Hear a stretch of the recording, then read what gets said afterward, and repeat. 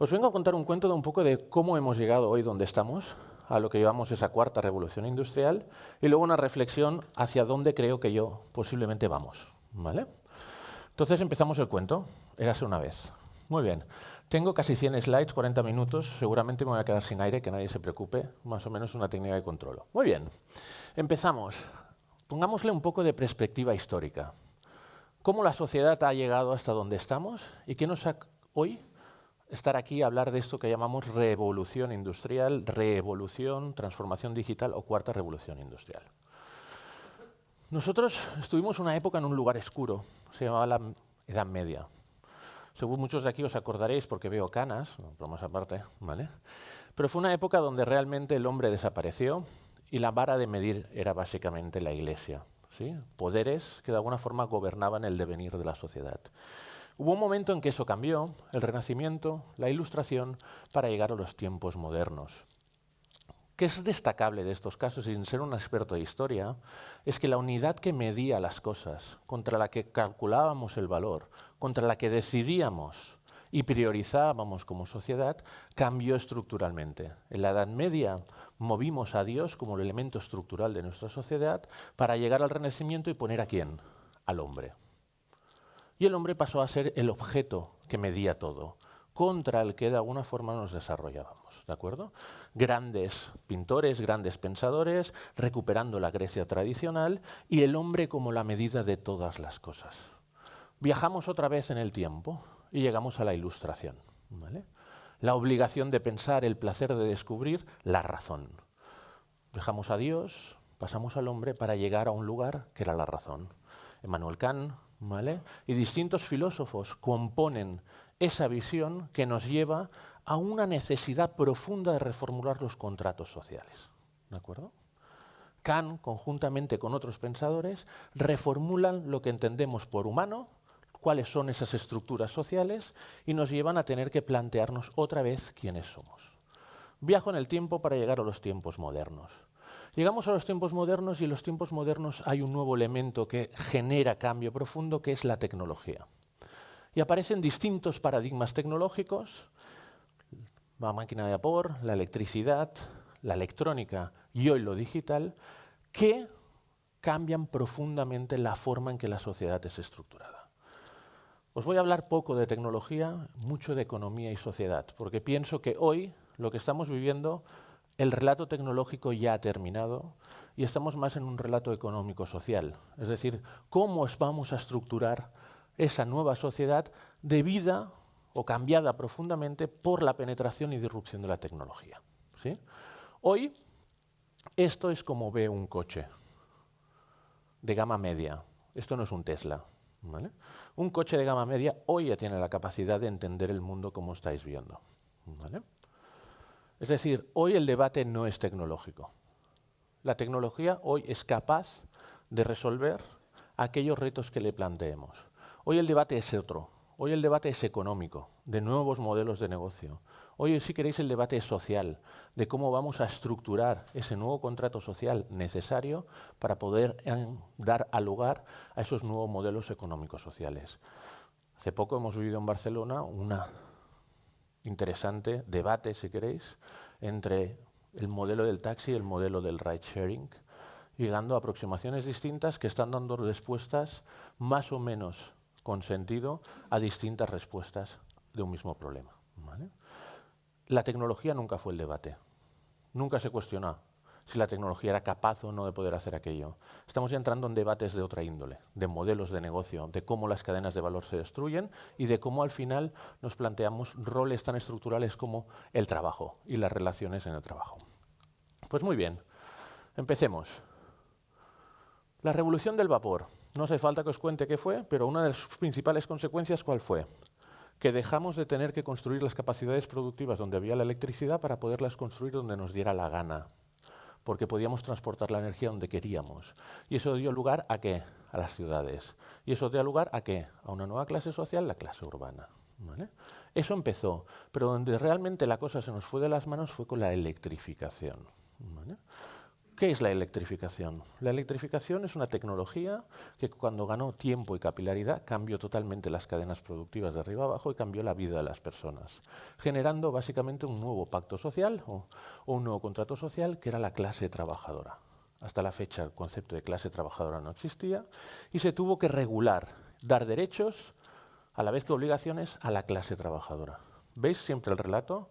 Siempre el mismo. Tecnología, capilaridad, penetración, disrupción. Modificamos la cadena productiva, generamos nuevos roles sociales, cambiamos la sociedad en la que vivimos. ¿De acuerdo? Lo mismo empezó a pasar con el mundo de la electrónica, nuevos lugares de trabajo, empresas más líquidas, la globalización.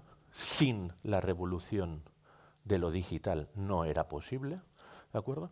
Y aquí empieza a suceder algo extraordinariamente interesante, que es cómo los costes de transacción empiezan a ser marginales.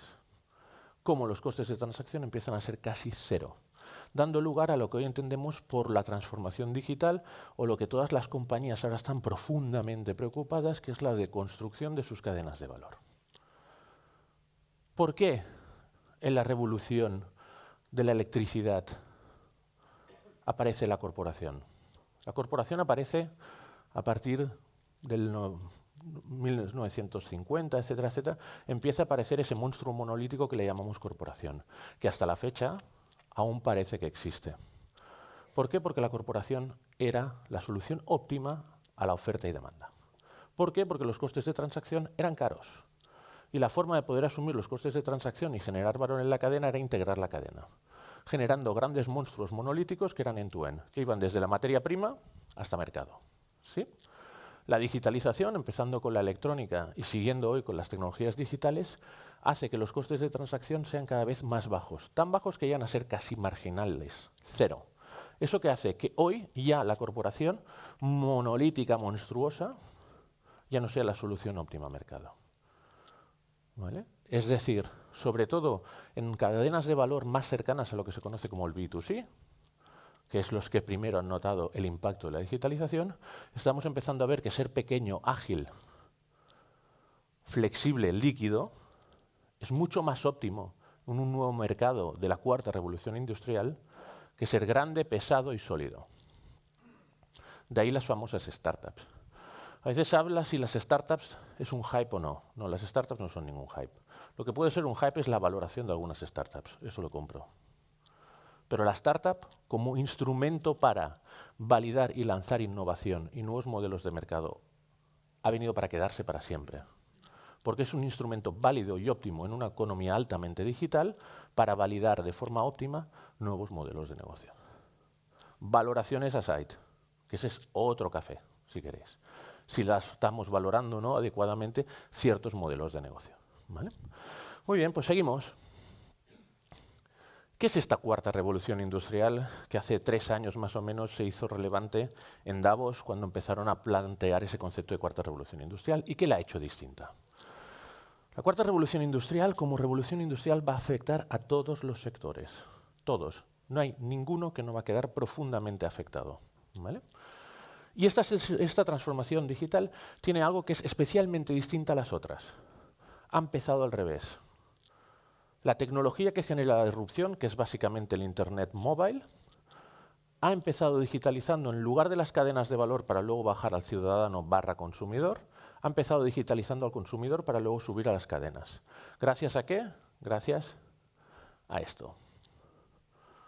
Esto ha hecho que vuestra vida sea mucho más digital en lo privado que en lo profesional. ¿Vale? Solo hace falta que miréis la interfaz de SAP del ERP de vuestras compañías. ¿Vale? Y las interfaces que tenéis en los productos digitales que consumís en vuestro móvil. ¿Vale? Eso ha hecho que las cadenas de valor, sobre todo en el sector del B2B, aún no estén fuertemente digitalizadas y justo empiezan ahora con sus famosos planes de transformación digital. Incluso algunos fichando Chief Digital Officers, ¿vale? Para empezar a asumir ese proceso que le llaman de transformación digital. ¿Vale? ¿Por qué? Porque lo digital no ha empezado como con la electrificación, electrificando al sistema productivo y luego a ciudadanos, sino ha empezado al revés. ¿Y eso qué ha hecho? Que las primeras cadenas de valor que más han notado la disrupción, ¿cuáles son? El B2C. Acordaros, la música, las noticias, el retail apocalipsis, ¿sí? Todos esos sectores, como su cliente se ha digitalizado mucho más que incluso sus propios modelos de negocio, son los primeros que han notado más disrupción. Donde el ser una empresa monolítica ya no sirve para tanto, se llamaban Toys R Us, Chapter 11, porque eso de vender juguetes por online parecía que sí o que no, ¿vale? Ahí es donde estamos. ¿Por qué? Porque estamos viviendo, como hemos visto al principio, un cambio de paradigma. Un cambio de paradigma donde ahora el crecimiento, típico indicador de la revolución del 19, crecimiento, deja de ser el objeto de estudio, como en la Edad Media era la Iglesia, como en el Renacimiento era la persona y como en la Ilustración la razón, pasa a ser el bienestar. El bienestar pasa a ser la nueva métrica. Queremos vivir bien. No queremos crecer por el placer de crecer, queremos crecer bien, ¿vale? Queremos plantearnos un nuevo concepto de bienestar. Estamos cada vez viendo más la necesidad que tanto el keynesianismo y el neoliberalismo de Friedman cada vez son menos útiles. Estamos empezando a ver compañías como los señores de Amazon que no están dentro de la ley de la oferta y la demanda porque hacen mercados. Cuando Amazon decide que empieza a vender productos OTC, es decir, productos farmacéuticos sin receta a través de su plataforma, levanta en una semana 50 billones en el mercado de capitales, que es la suma de la pérdida de las capitalizaciones bursátiles de los principales fabricantes y distribuidores de medicamentos OTCs. Cuando Amazon no ha vendido un producto OTC en su vida. Eso está fuera de la ley de la oferta y la demanda. Eso no es capitalismo, eso es otra cosa. ¿De acuerdo? Es decir, estamos planteándonos paradigmas absolutamente profundos. Y repito, aún no he hablado de tecnología. ¿Por qué? Porque la fase tecnocéntrica de la cuarta revolución industrial ya la hemos cubierto. Ahora viene la economocéntrica y la socialcéntrica, donde el debate es el económico y el social. Sigo que si no me echarán. Muy bien, cambia nuestra relación con el trabajo. A ver, perdón. Cambia nuestra relación con el trabajo, nuestra relación con las personas, con lo que entendemos por vivir, y cambia nuestra relación por el planeta. ¿Por qué? Porque como las tecnologías están todas disponibles y maduras, porque tenemos la nanotecnología, el Big Data, el blockchain, la inteligencia artificial, el 3D printing, la automatización, la realidad virtual, el face recognition, Internet of Things, nuevos materiales, arquitecturas genéticas, robota, manufactura aditiva, ciberseguridad, data science, block recognition, augmented reality y muchas más. El poder combinatorio de todas ellas es la que está generando ese cambio profundo de paradigma. Y en particular nuestra relación con el planeta. Porque la sociedad, ¿dónde va? A una sociedad más personalizada. Más el yo empieza a tener sentido en la cuarta revolución industrial. Ya no hablamos de segmentos de población, como mi caso, hombre de 40 años, atractivo y atlético. ¿De acuerdo? Hablamos de Aleix, el segmento desaparece para transformarse en el individuo. Hablamos de la transparencia, del bienestar como driver, de la participación en la seguridad. Cambridge Analytica. Ciudades de más de 26 millones de habitantes. Decíais que en F Iniciativas sois ¿cuántos trabajadores? ¿3.000? Más de 1.000 y necesitáis un RP, un CRM, un email para poderos gestionar. ¿Qué no se necesita en una ciudad de 26 millones de habitantes para que sea capaz de poder mantener una propuesta de valor aceptable? Que es ven aquí y desarróllate profesionalmente, ven aquí y cría tu familia. Eso es una ciudad. Transportation, lo estamos viendo. Seguridad, deep learning, vehículos autónomos que van a cambiar y evidentemente salud. Las apuestas últimas en los earning calls, es decir, en las presentaciones de las grandes empresas cotizadas, la palabra health, digital health y health se ha disparado las veces que es pronunciada por los distintos consejeros delegados en los earning calls cuando los inversores y analistas están revisitando los resultados trimestrales. Las apuestas para entrar en salud son extraordinarias, de todos los grandes players. El entorno, no hace falta ser muy listo, o si no hablamos de Trump, ¿vale? Pero es evidente que el cambio climático es una realidad y la economía circular es una de las soluciones que tenemos a la mano y la tecnología está aquí para poder dar respuesta. Estamos otra vez, no es un problema tecnológico, es un problema económico y social. La economía circular ya no es un problema técnico, es un problema de modelo, ¿de acuerdo? Y evidentemente nuevos modelos económicos. Y la economía nueva es flexible, líquida, es autónoma y es colaborativa. Colaborativa quiere decir que sí o sí el concepto de colaboración y no aquello de que vamos a hacer una colaboración, sino realmente tener que montar estrategias de partenariado, porque el talento va a ser ubicuo y va a ser necesario, lo que se llama el famoso Open Innovation, que hoy empezamos a ver modelos, va a ser una realidad indudable, porque el concepto de corporación ya no va a tener economías de escala tampoco ni en la captura de talento. Nadie quiere empezar a trabajar ya en grandes corporaciones o cada vez es más difícil. ¿Por qué? Porque el relato de la corporación empieza a desvanecerse. Y ese valor adicional que tenía, ven aquí, trabaja conmigo los 25 años de tu vida, los 50, te voy a dar un pin de oro en la solapa, ya no es real. ¿De acuerdo? Y cuando digo autónoma es autónoma. Autónoma quiere decir que es economía que genera valor por ella misma, donde veremos incrementos de Producto Interior Bruto, y lo estamos viendo, que no se vincularán directamente al aumento de la fuerza de trabajo. Es decir, se desacopla algo que en función de la estructura del Producto Interior Bruto de los países hasta ahora era bastante habitual, que era un incremento del Producto Interior Bruto acababa asociado sí o sí de forma natural a la creación de empleo. Hoy eso ya no es verdad. Empieza el concepto que los economistas llaman del autonomous economy. Economía que por ella misma, de forma autónoma, basadas en sistemas automatizados de inteligencia artificial, etcétera, capaz de generar valor sin que se le necesite un incremento de la fuerza de trabajo. Ahí vamos. Muy bien. ¿Y dónde estamos? ¿Cómo hemos llegado aquí? Bueno, yo creo que una de las cosas que nosotros defendemos en Liquid es que estamos terminando lo que es la primera oleada de la revolución industrial, que es la que llamamos la Digital User Economy. Es decir, la primera fase que hemos construido de esta cuarta revolución industrial, que es la basada en el usuario. Es decir, en la que vosotros os habéis digitalizado antes que los sistemas productivos. ¿Y eso cómo ha pasado? Ha pasado principalmente por 4 grandes hechos o 3 grandes hechos. Uno, en el 2004, la web pasa a ser un instrumento simétrico. Hasta entonces la web era un lugar de difusión donde unos pocos producían, muchos leían. En el 2004 Internet pasó a ser simétrico. Todos producíamos, todos leíamos. Lo que se llama el Web 2.0 de Tim O'Reilly. 2007, llegando en 2008 a España, señor Steve Jobs, un señor que no sabía hacer teléfonos móviles.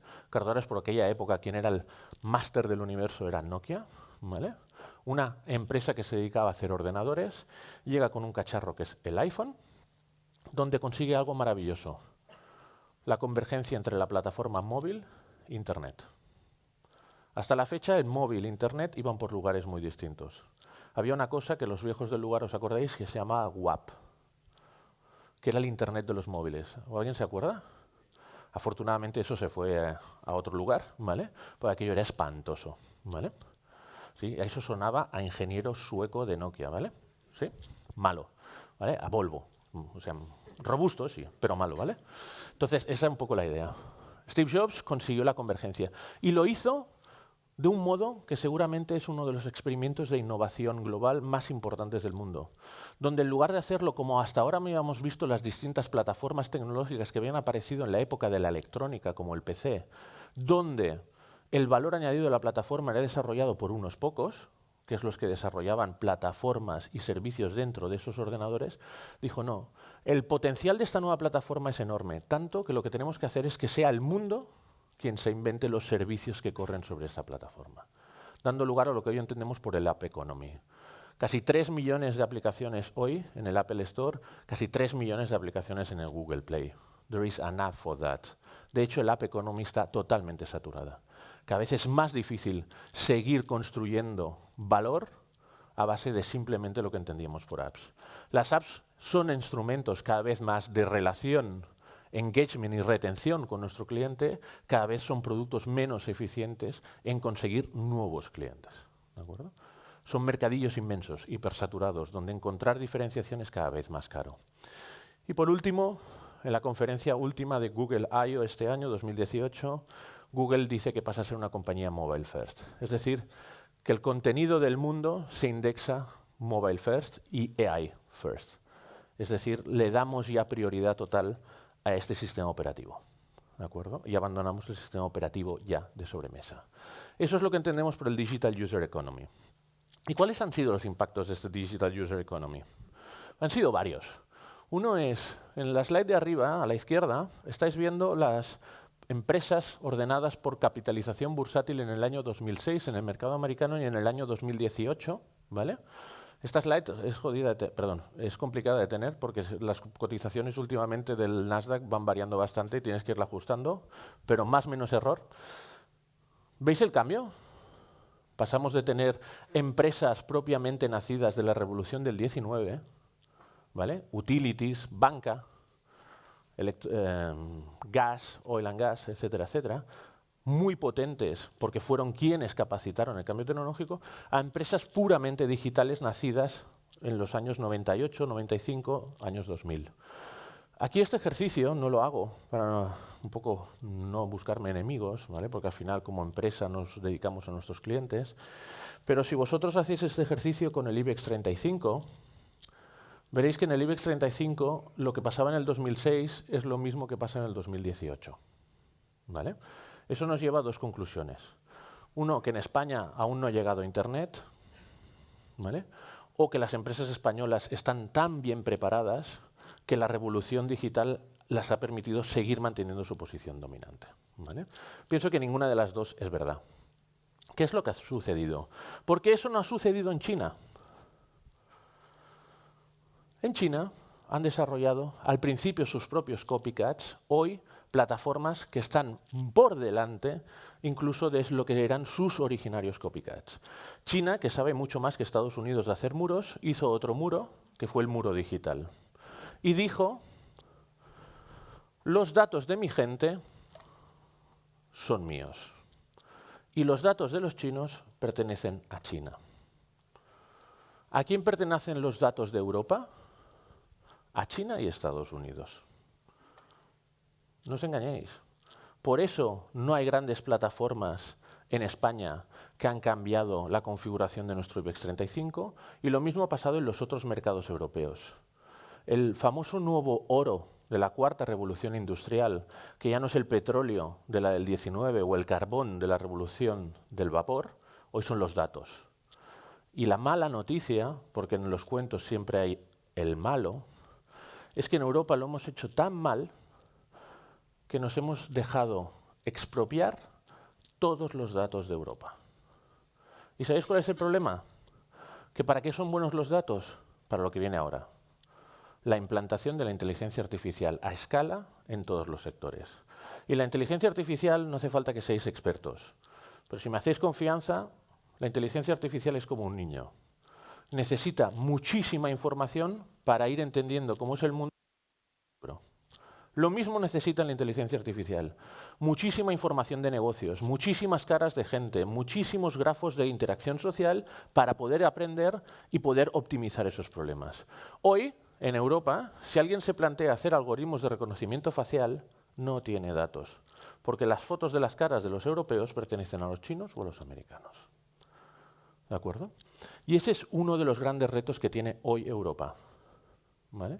¿Cómo podemos recapitalizarnos? ¿Cómo podemos, si es posible, recuperar algo de nuestros datos? ¿Vale?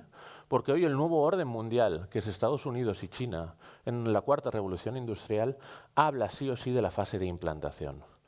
Esto no va de genios publicando papers. No es necesario. Esto va de implantar los últimos 30 años de investigación que hoy, gracias a la tecnología, somos capaces de implantar. ¿Qué vamos a ver en los próximos años? Cómo desde China aparecen empresas que sistemáticamente cogen sector por sector, proceso por proceso, cogen los datos y entrenan a inteligencias artificiales y ven qué modelos de negocio aparecen. Sistemáticamente. Pero es que China, que muchas veces cuesta entenderlo, ¿vale? ¿Conocéis Uber? ¿Os suena? Es como se escribe sintaxis. Mala, vale, perdón, ¿vale? ¿Cómo se escribe sintaxis con Uber? ¿Vale? Muy malo, ¿no? Vale. La cuestión es la siguiente. Didi, que es el competidor de Uber en China, en un día hace los mismos viajes que los viajes que hace Uber entre Estados Unidos y Europa todos juntos. Y solo trabaja en el mercado chino. Es decir, el volumen de información que tiene la propia China solo con sus ciudadanos es extraordinario. ¿vale? Entonces nos encontramos a un paradigma del usuario digital donde los costes marginales son ceros. Es machine learning first, plataformas que cada vez ganan más valor contra más usuarios tienen. Eso solo sucede en el mundo digital. En el mundo de la tercera revolución industrial analógico, contra más clientes tienes tus plataformas, más van a por ti. Preguntárselo si no a Nespresso. ¿Vale? Nespresso sufre el problema de cuando su plataforma se convierte en dominante, automáticamente activa todos sus competidores para que entren a degradar la categoría y comerse los márgenes. En WhatsApp, en Facebook, en Google sucede todo lo contrario. Contra más gente tiene la plataforma, más invulnerable es la plataforma y más valor hay, por el efecto de networking. ¿Vale? Es directa al usuario y tiene la capacidad de acelerar. Y estos son los 4 grandes jinetes de esta apocalipsis que hoy están en una profunda revisión de sus modelos de negocio. Apple, como sabéis, sus últimos warnings en sus earnings calls sobre el revenue, parece el modelo de vender teléfonos a estar agotado. Facebook, no hace falta que os cuente dónde están, pero están fuertemente impactados porque cruzaron una línea en su modelo de negocio. Pasaron de simplemente conectar personas al negocio de la verdad, y estar en el negocio de la verdad es muy complicado. ¿Vale? Google replanteándose como siempre quién es, adquisiciones a gogo, y Amazon dominando el mercado. ¿Vale? ¿Por qué estas compañías son así? ¿Por qué han conseguido ese nivel de penetración y sus homólogos chinos? Porque están intrínsecamente vinculadas a pulsiones humanas. Son sistema operativo de cómo somos emocionalmente. ¿Quién es Google? Google es Dios. Google es la necesidad infinita de conocer. Antes le preguntábamos a Dios, hoy le preguntamos a Google. ¿Quién es Facebook? Facebook es amor. Gustar y ser gustado. ¿Qué es Amazon? El apetito infinito, la voracidad. Es ese mercado infinito donde está todo. ¿Y quién es Apple? Va, ¿quién se aventura? Apple es sexo. Os cuento por qué. ¿Alguien de aquí es usuario de Apple? Va, que levante la mano. Sí, muy bien, perfecto. Os voy a contar una historia muy rápida, si no me voy de la conferencia. El cerebro se divide en 2 partes. El neocórtex y la parte límbica. En más partes, pero estos son como 2 grandes bloques. ¿Sí? La parte límbica es la que hace que respirar, etcétera, etcétera, no es algo que tuviéramos que pensar, si no hoy no seríamos 7 billones de habitantes en el planeta. ¿Vale? Es la parte que nos viene, como diría Darwin, la parte más reptil. Y luego hay la parte del neocórtex, que es la que nos permite estar hoy aquí, que nos desarrolla la cultura, la capacidad de lenguaje de procesado. ¿Vale? Entonces, los clientes de Apple, los que estáis aquí, ¿vale? Os sucede lo siguiente. Cuando llegáis a esa tienda, que es el Apple Store, ese templo a la marca, ¿vale? Entráis y de golpe el neocórtex se os desconecta. ¿Vale? Y solo os queda esa parte límbica que hace que compréis ese teléfono a 1.700 euros, que no tiene ninguna explicación porque la pantalla es de LG y es de Samsung, los procesadores son de Qualcomm, y que un Xiaomi hace lo mismo, incluso mejor, por 7.400. ¿Vale? Como la explicación no es lógica ni racional, solo responde a una pulsión, como el sexo. Por tanto, Apple ha conseguido quedarse en ese lugar, el de la pura pulsión. ¿Vale? Aunque parece, por sus warnings en sus últimos earnings calls, que parece que ese sexo está empezando, va a necesitar un poco de Tinder. ¿Vale? Pero eso es un poco la idea, estas plataformas. ¿Sí? ¿Cómo escalan? Muy bien.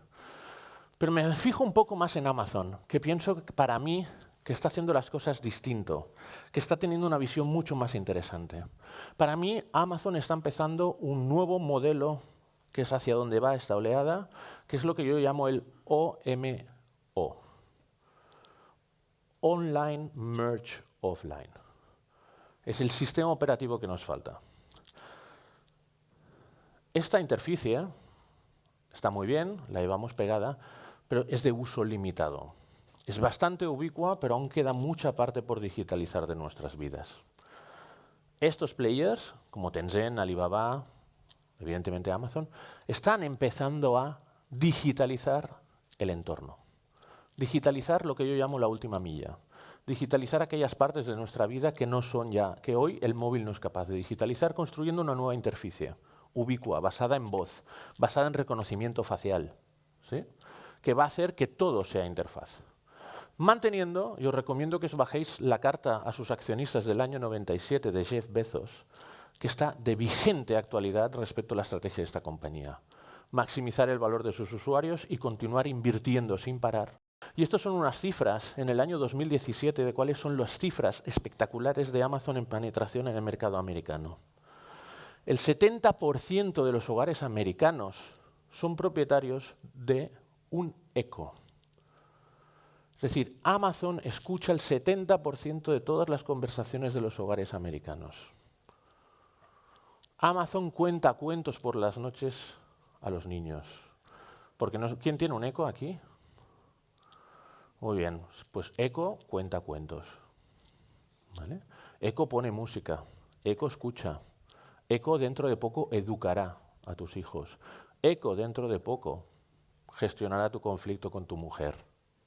¿Vale? Porque entenderá que la conversación se está calentando y sabrá que hay que actuar para descomprimir la situación. ¿De acuerdo? Esa es un poco la realidad a la que vamos, ese sistema operativo de última milla. Porque hoy Amazon ya es capaz de hacer esto. Esto es real. No es un prototipo, es un test, pero es un test real, no es un anuncio. ¿Vale? Pero es que Amazon hoy es Prime, Amazon hoy es vídeo, es música, es Amazon Now.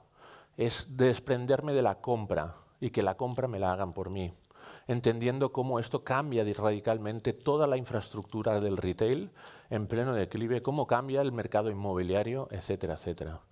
Esto no es simulado, es un dron de verdad, es una prueba en la parte de la campiña inglesa, donde se hace un delivery end-to-end con un dron desde el fulfillment center de Amazon a un particular. Esto ya es posible. El debate es cómo regulamos este modelo. Pero como os decía, ya no es tecnocéntrico. Si queréis, es desde un punto de vista regulatorio, por tanto es económico o social. ¿Sí? Esta es la pista de aterrizaje, deja las zapatillas,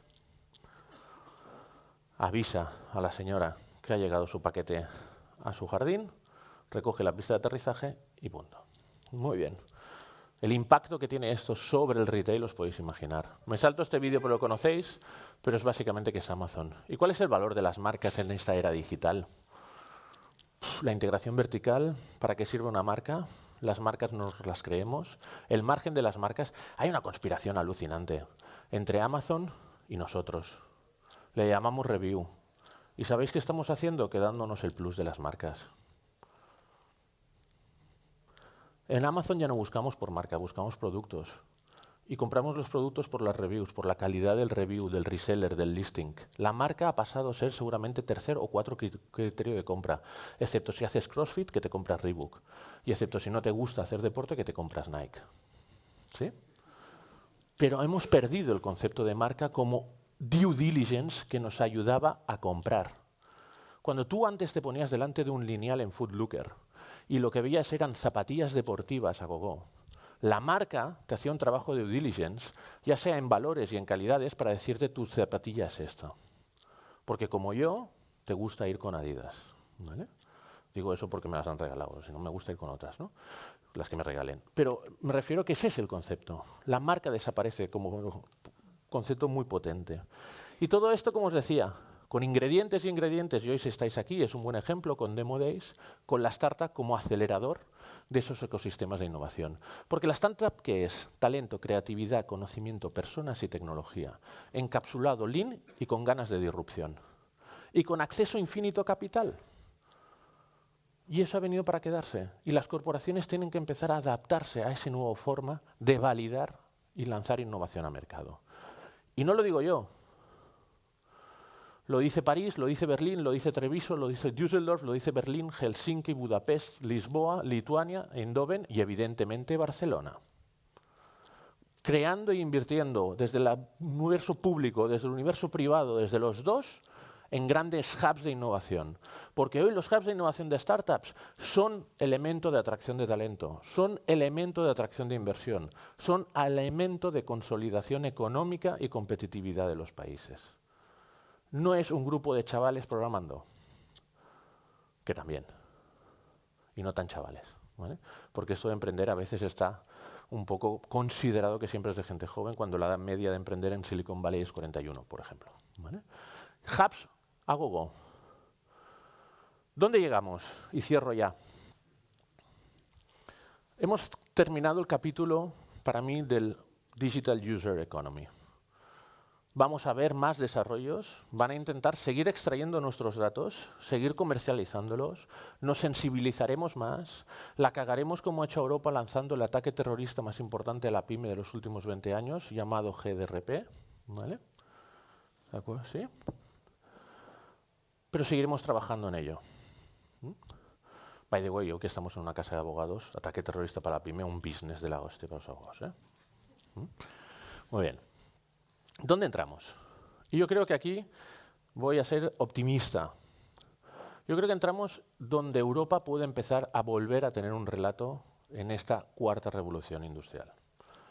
Entramos en lo que es el Digital Enterprise Economy, el lugar donde los datos aún no han sido robados, el lugar donde Europa aún tiene industrias que lideran sectores, que es la digitalización de la industria. Hasta la fecha hemos digitalizado los ciudadanos. Y esa batalla, mi recomendación, no perdamos mucho más tiempo. Ahora la que sí que toca, y hay que ser muy listo para entender cómo va, los datos de los procesos económicos.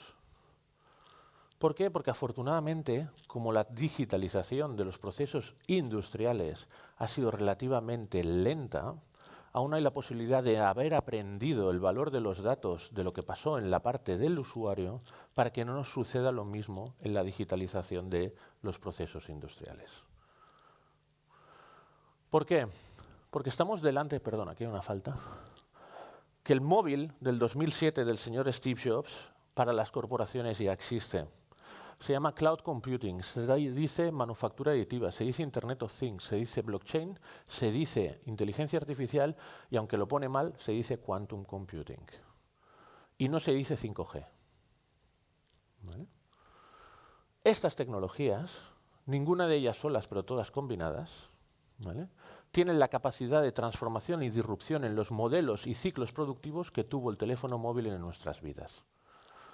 Es decir, estamos delante de lo que se conoce como una curva exponencial, cosa que normalmente nuestras mentes humanas no están consideradas. Por eso el Excel, cuando arrastras columnas, lo hace linealmente. ¿Sí? Los planes estratégicos se hacen de la siguiente forma. Yo he sido consultor. Te dedicas a hacer en detalle los 3 primeros años y como la reunión va a ser larga y pesada, el cuarto y el 5 estiras el Excel. ¿Sí? Porque proyectas linealmente el futuro. Eso ya no sirve. El que siga haciendo planes estratégicos estirando columnas de Excel, el catástrofe va a ser extraordinaria. ¿Vale? Porque los cambios de paradigma vienen y van a cambiar los modelos de negocio, van a cambiar las ventas, el supply, la producción, la logística, la cultura, etcétera, etcétera, y en todos los sectores. Cómo diseñamos compañías del siglo XXI es el reto. Y cómo las transformamos es un doble reto. Porque si ya es difícil construir de cero algo en el siglo XXI, intentar transformar algo del siglo XX al siglo XXI es, si queréis, aún más complicado.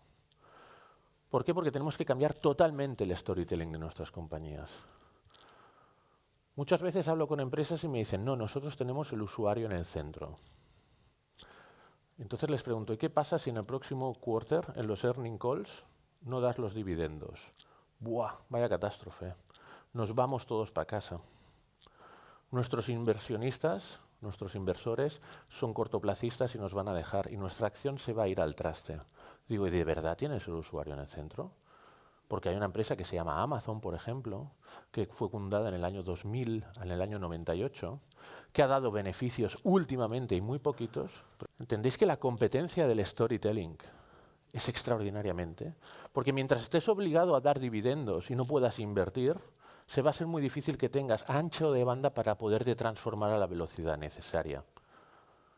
Pero ¿quién es el guapo que se llama consejero delegado, que se va a su junta o a su comité de dirección o se va a su junta general de accionistas y dice, los fundamentos de esta compañía han cambiado y los próximos 5 años no van a dar dividendos porque tenemos que sobreinvertir en nuestro plan de transformación digital? ¿Cuántos consejeros delegados del IBEX habéis visto que hayan dicho esto? 0. Y mientras no lo digan, no van a ser capaces de transformarse. porque hay que sobreinvertir, porque vamos tarde y mal. Porque tenemos que asumir que el problema ya no es tecnológico. Me gusta mucho esta pregunta. ¿Os imagináis en SEAT haciéndose esta pregunta y contestando esto? ¿Cuál es el problema clave de nuestros coches, nuestros clientes? ¿Os imagináis una empresa contestándose eso? Un OEM en el sector de la automoción diciendo que el problema más importante de su producto son sus clientes. Es casi inconcebible. En cambio, una empresa como Google, que no sabe de coches, pero que entiende los nuevos paradigmas, se puede hacer esa pregunta y responderla seguramente de la forma acertada. Spotify cambiando. Entonces, no hay que entender el futuro como una extensión del presente. Hay que entender que el futuro técnicamente se va a entregar y cómo empiezo a construir valor. Porque si no, mira, hoy más de 1.700 startups trabajando en el sector de la automoción. Intel, que perdió el carro, se ha tenido que gastar 15,3 billions comprando la mejor startup israelita para entrar en la carrera de la movilidad. ¿De acuerdo? Eso es cuando hablamos de Open Innovation. El Open Innovation no es romántico, ¿vale? El Open Innovation es agresivo e intenso, en capital y en sangre, ¿vale? Porque las startups pueden tener un relato maravilloso delante de la corporación, we want to be partners. Pero cuando nos vamos a café, a estos les vamos a dar y nos vamos a quedar todo el add value en el segmento premium de pólizas de seguro de coche. Y ese tiene que ser la actitud, ¿vale? ¿Por qué? Porque hoy lo digital permite ese francotirador. Permite el hipersegmentar tu value proposition para ir a buscar cuotas de alto valor en ese punto de fricción que la corporación hoy no resuelve. Y si realmente haces eso, es cuando vas a ser comprado por una corporación. Cuando le toques la cuenta de resultados. Cuando le toques el share of market. El resto, pirotecnia. Y la conversación acabará, qué interesante esto que hacen estos chicos. ¿Vale? Lo interesante es tocarles la cuenta de resultados, que se llama tocarles los resultados. ¿Vale? ¿Sí? Eso funciona muy bien en Open Innovation.